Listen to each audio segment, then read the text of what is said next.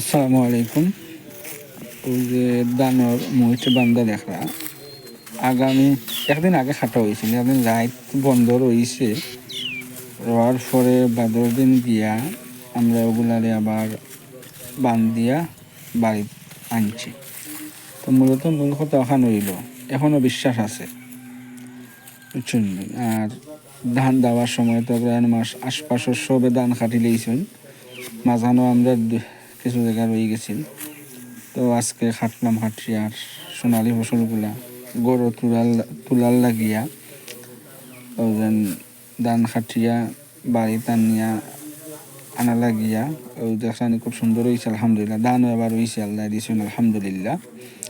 ওগুলা খাটা চলের তো খাটিয়া পরবর্তী সময় বাড়ি টানিয়া মারা দিয়া পুরো একটা 6 মাসের একটা পুরো বছরের একটা খানির ব্যবস্থা করা হইব ইনশাআল্লাহ।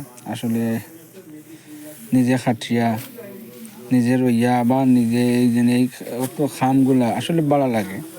তারপরে বছর 2-3 দিন হলে একটু কষ্ট হয়, তবে পুরা বছর খানি জোগাড় করা হয়।